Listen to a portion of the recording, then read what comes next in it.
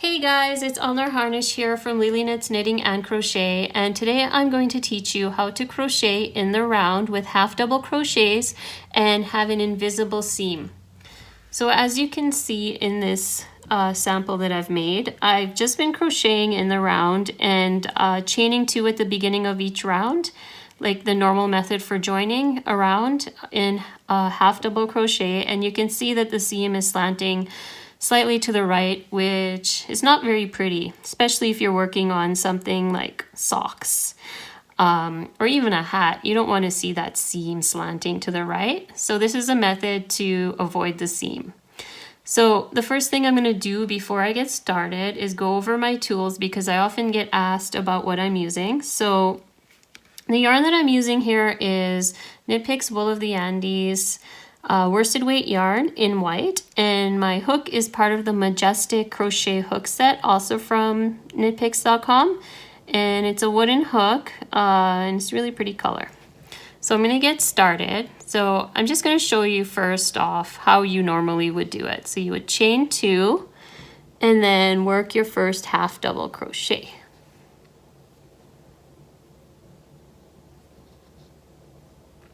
Like so.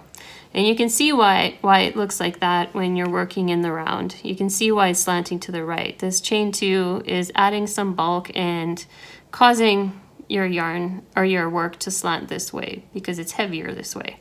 So we're going to take out what we did and use the chainless half double crochet to create an invisible seam. So the first step is to pull up your loop about this high, and then instead of yarning over with your regular yarn that you would use, you yarn over with the loops. So you yarn over like that and use your index finger to hold it in place. You really don't want to let go here. It'll mess up the stitch and then you'll have to start over. So be sure to keep your index finger holding it in place. And then you insert your hook into the stitch and yarn over and pull up a loop, and then yarn over and pull through the remaining loops. And the last one's a little tricky, so you may want to hold it like I'm doing.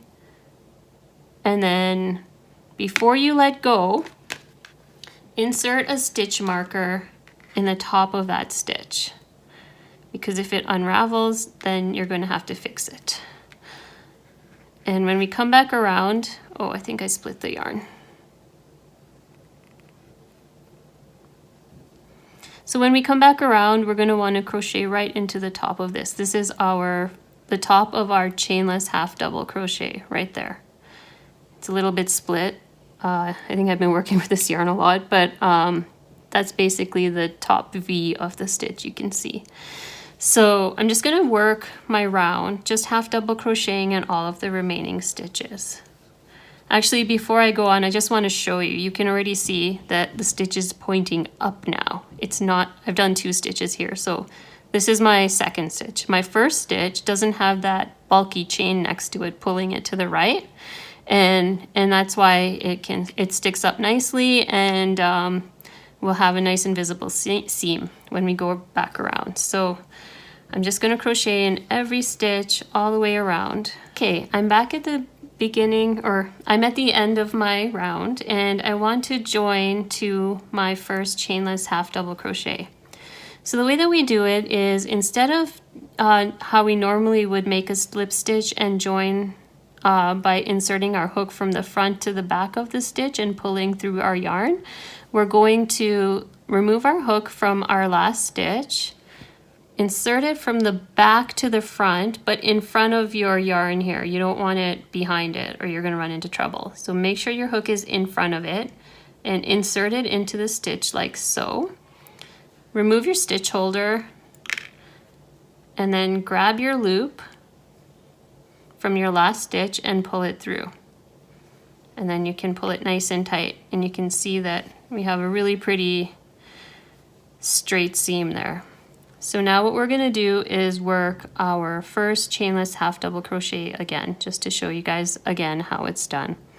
So I yarn over with my loop, holding it in place, and then I insert my hook into this stitch, and it's a little bit tight, but it's not undoable. And then we yarn over, pull up a loop, and then yarn over and pull through all of the remaining loops.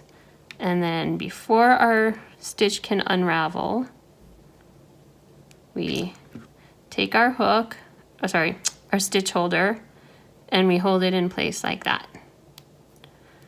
And then we continue again in the round all the way around till we get back to the beginning, and we repeat. And then once you've done a few rows, you'll see that you won't see a seam. You'll just see what looks like just regular crochet in the round without a seam.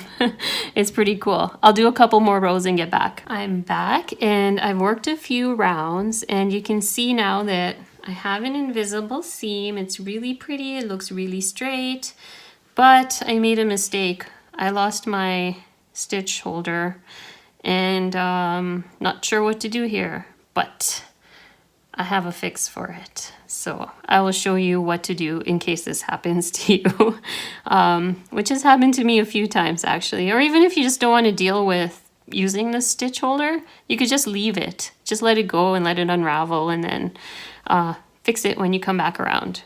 So I have my last stitch loop here, and I'm just going to leave it big so that I don't lose it and begin my join. So I want to first fix this. So the way that you do it is you insert your hook into the stitch, like that's right there, and you pull through this big loopy thing here. You want to just pull it back through here.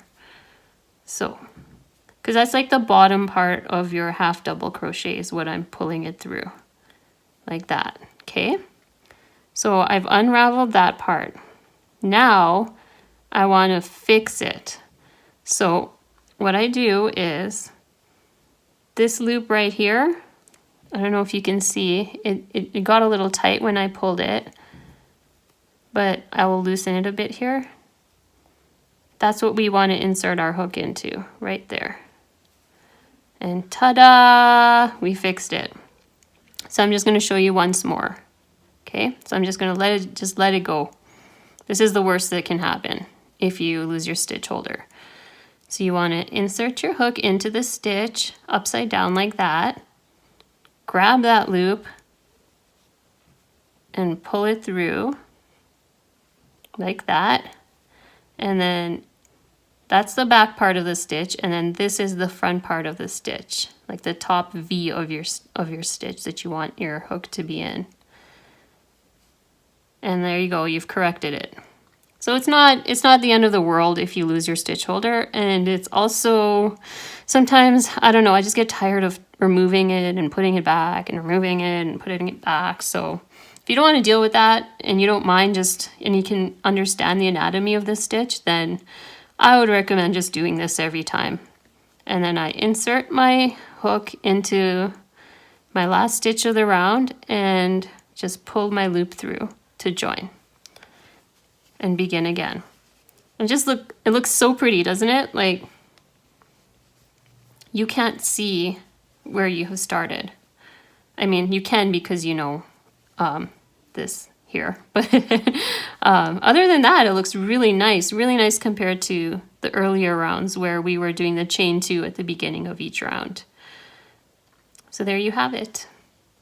I hope you enjoy this method and that you can put it to use.